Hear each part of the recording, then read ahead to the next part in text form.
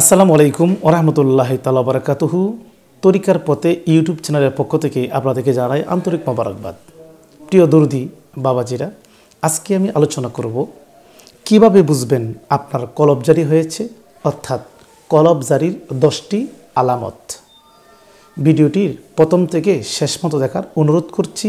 আর এই ইউটিউব চ্যানেলের মধ্যে যারা নতুন হয়ে আছেন, আপনারা একটা সাবস্ক্রাইব দিয়ে আমাদের পাশে থাকবেন। আজকের বিষয়, কিভাবে বুঝবেন আপনার কলব জারি হয়েছে। এই 10টি আলামত যদি আপনাদের মধ্যে দেখতে পান, তা আপনারা বুঝে নেবেন আপনাদের কলব জারি হয়ে গেছে।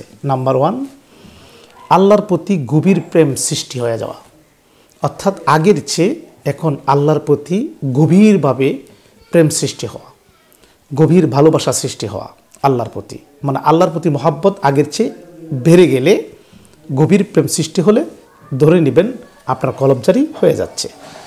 নাম্বার 2, মৃত্যুর চিন্তা বারবার আসা, অর্থাৎ আল্লাহর কাছে ফিরে যাওয়ার আকাঙ্ক্ষা অনুমান করা, অনুধাবন করা। আল্লাহর কাছে ফিরে যাওয়ার আকাঙ্ক্ষা বেশি বেশি আসলেই, মৃত্যুর চিন্তা বেশি বেশি আসলেই আপনার মনটা নরম হয়ে গেছে, আপনি বুঝে নেবেন যে আপনার কলব জারি হয়ে যাচ্ছে। 3 নাম্বার, অল্পে তুষ্ট থাকা। যারা কলব জারি হয়েছে তারা অল্পেই তুষ্ট, আলহামদুলিল্লাহ। আল্লাহর পক্ষ থেকে যাহা আসে তাতে আলহামদুলিল্লাহ। এত বিশাল কিছু করার মন মানসিকতা তাদের মধ্যে থাকে না, অল্প কিছু, অল্পেতেই তারা সন্তুষ্ট হয়ে যায়। তো এই অল্পে তুষ্ট, অল্পে সন্তুষ্ট যখন হয়ে যাবে, তখনই আপনি মনে করবেন আপনার কলবটা নরম হয়ে গেছে, আপনার কলব জারি হয়ে যাচ্ছে। 4 নম্বরের যে বিষয়টা, এটা হলো আল্লাহর জিকিরে মানসিক শান্তি পাবে এবং আত্মতৃপ্তি পাবে। জিকির শুধু মুখে মুখে করলে হবে না। যে জিকিরের দ্বারা আত্মতৃপ্তি লাভ করা যায় না, যে জিকির দ্বারা মানসিক শান্তি পাওয়া যায় না, মনে করবেন এই জিকিরে কোনো ফলপ্রসূ হয় না। আর যখনই আপনি জিকির করলে আত্মতৃপ্তি পাওয়া যায়, মানসিক শান্তি পাওয়া যায়, তখনই মনে করবেন আপনার কলব জারি হয়ে গেছে। 5 নম্বর যে বিষয়টা, সেটা হলো পাপ থেকে সে বিরত থাকবে। যাদের কলব জারি হয়ে যায় তারা পাপ থেকে বিরত থাকে। যদিও তারা পাপ কোনো শয়তানের প্রতারণায় পরে করে ফেলে, তাৎক্ষণিকভাবে তারা তওবা করে ফেলে, অর্থাৎ তারা অনুতপ্ত হয়, আল্লাহর কাছে লজ্জিত হয়, তওবা করে, তখন আল্লাহ তার গুনাহ মাফ করে দেন। 6 নম্বর যে সিমটমটা, কলব জারি হয়েছে কি না আপনি বুঝবেন কী করে। 6 নম্বর যে বিষয়টা, সেটা হলো ইবাদতে একাগ্রতা সৃষ্টি হওয়া, অর্থাৎ ইবাদতের মধ্যে আপনার একাগ্রতা সৃষ্টি হবে, মানে নামাজে হুজুরি সৃষ্টি হবে, অর্থাৎ খুলুসিয়াতে এখলাসে আপনি নামাজ পড়বেন। এই নামাজের মধ্যে দুনিয়াবি কোনো খেয়াল থাকবে না, নামাজের মধ্যে কোনো পেরেশানি থাকবে না, নামাজের মধ্যে থাকবে কাতর বিনয় এবং খুশু নামাজে থাকবে, অর্থাৎ একাগ্রতা নামাজের মাঝে সৃষ্টি হবে। তখনই আপনি বুঝবেন যে আপনার কলব জারি হয়ে গেছে। 7 নম্বর যে বিষয়টা, 7 নম্বর যে আলামতটা, সেটা হলো বিপদে ধৈর্য ধারণ ও তাওয়াক্কুল রাখবে। অর্থাৎ যাদের কলব জারি হয়েছে তারা কিন্তু সবসময় যত বড় বিপদে আসুক তারা ধৈর্য ধারণ করবে, তারা সবুর করবে এবং আল্লাহর প্রতি ভরসা রাখবে, তাওয়াক্কুল রাখবে, আল্লাহর প্রতি পরিপূর্ণ বিশ্বাস এবং তাওয়াক্কুল রাখবে। এমন ধরনের বিশ্বাস স্থাপন যখন মানুষের হৃদয়ের মধ্যে হয়, তখনই মনবেন লোকটার কলব জারি হয়ে গেছে।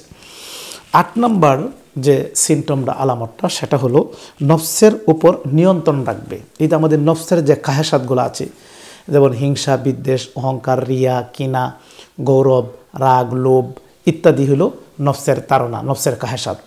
এইগুলি নিয়ন্ত্রণ করবে। নফসের নিয়ন্ত্রণ যারা করতে পারবে, মনে করবেন তাদেরই কলব জারি হয়ে গেছে। কারণ কলব জারি ব্যক্তির সবসময় নফস নিয়ন্ত্রণ থাকে। 9 নম্বর যে আলামতটি, সেটি হচ্ছে যে অন্যের দোষ খুঁজতে গিয়ে নিজের দোষ খুঁজবে। কলব জারি ব্যক্তিটা অন্যের দোষ খুঁজতে গিয়ে নিজের দোষ খুঁজবে। সাধারণ মানুষ কিন্তু অন্যের দোষ খুঁজে, কিন্তু কলব জারি লোকটা অন্যের দোষ খুঁজে গিয়ে নিজের দোষ খুঁজবে, যে আমি অন্যের দোষ খুঁজি কেন, নিজের মধ্যে তো আমার দোষের অভাব নেই, আমার মধ্যে অপরাধের অভাব নেই। অর্থাৎ নিজের দোষ নিজে খুঁজবে। নিজের দোষ নিজে খুঁজবে কারা? কলব জারিওয়ালা লোকটাই নিজের দোষ নিজে খুঁজবে। 10 নম্বর যে সিমটমটা, সেটা হলো যে মন নরম হয়ে যাবে।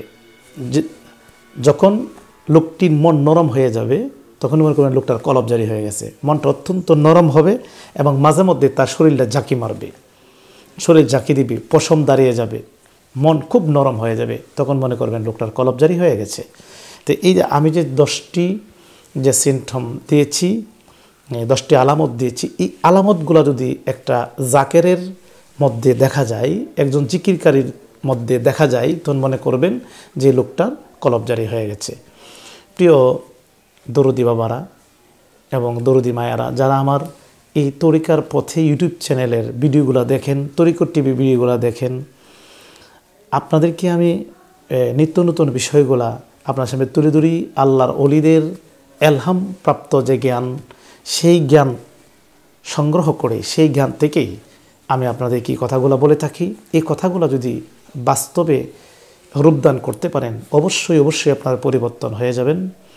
তো তরিকত টিভি এবং তরিকার পথে দুইটা ইউটিউব চ্যানেল শুধু আপনাদের যারা বোধসম্পন্ন ব্যক্তি, যারা চিন্তাশীল ব্যক্তি, যারা রহস্যময় জ্ঞানের অধিকারী, তাদের জন্য কিন্তু এই চ্যানেল তৈরি করা হয়েছে। এটা সবাই এগুলি বুঝবে না, কারণ একটা কথা আছে যে চিনে সে কিনে, যে বুঝে সে খুঁজে। আপনারা সবসময় আমার এই তরিকার পথে ইউটিউব চ্যানেলে চোখ রাখবেন এবং যারা এখনও সাবস্ক্রাইব করেননি, দয়া করে একটি সাবস্ক্রাইব করে আমাদের পাশে থাকবেন। বেল বাটনে ক্লিক করে সাবস্ক্রাইব করে নেবেন, তাহলে প্রতিটা ভিডিও আপনাদের মোবাইলে চলে যাবে। আজকে এই পর্যন্তই, আপনার কাছে বিদায় করছি। ওয়াক্কিরে দাওয়ানা আনিল হামদুলিল্লাহি রাব্বিল আলামিন। আসসালামু আলাইকুম।